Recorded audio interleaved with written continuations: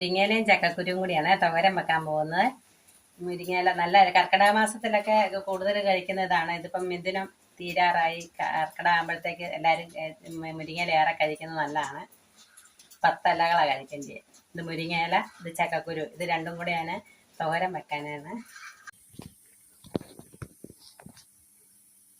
ഞാൻ ഈ മുരിങ്ങയില ഒന്ന് അരിഞ്ഞെടുത്തു ഇതായിട്ട് ചെറുതായിട്ടൊന്ന് മുറിച്ചെടുത്ത്. അല്ല നന്നായിട്ടിരുന്ന ഒരു ഇതില്ലല്ലോ, അതുകൊണ്ട് ചെറുതായിട്ടൊന്ന് മുറിച്ചെടുത്ത് തോരൻ വെക്കാനായിട്ട്. പിന്നെ തോരൻ വെക്കാനുള്ള ചേരുവകൾ കുറച്ച് തേങ്ങയും ശകലം മഞ്ഞൾപ്പൊടി, ശകലം കാന്താരി, 2 കഷ്ണം വെളുത്തുള്ളി, ഇതെല്ലാം കൂടി ഒന്ന് മിക്സിയുടെ ജാറിലിട്ട് കറക്കി എടുക്കുവാണ്.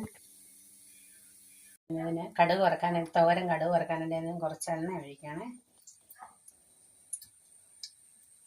കുറച്ചെണ്ണ, ഇപ്പോൾ കൊളസ്ട്രോളൊക്കെ ഉള്ള കാരണം എണ്ണ കുറച്ചേക്കാണ്. കുറച്ചെണ്ണ, അത് എണ്ണ ചൂടായപ്പോൾ 2 കടുക്,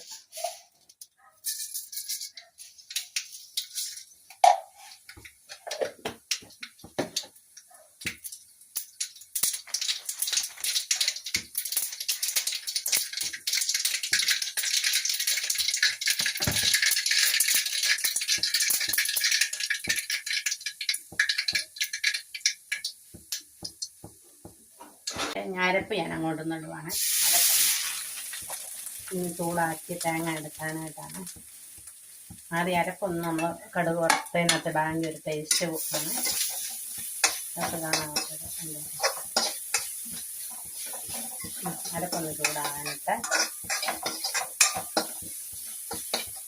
ശകല ഉപ്പും കൂടെ ഇട്ട്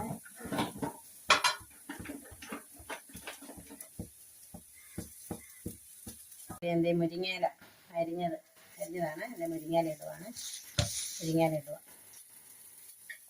ഇട്ടത് ഇതൊന്ന് ഇളക്കിയിട്ട് ഞാൻ ചക്കക്കുരു ഒന്നും കുക്കറിനകത്താണ് വേവിച്ചെടുത്ത തോരനുള്ളത്. എന്നിട്ട് അത് ഞാൻ ഈ മുരിങ്ങയില കടുക് വറുത്തതിനകത്ത് ഇടുവാണ്.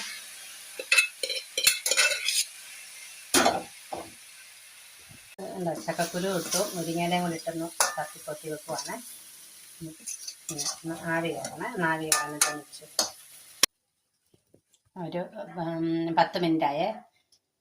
കറി ഒന്ന് തുറന്ന് നോക്കട്ടെ. തോരനൊന്ന്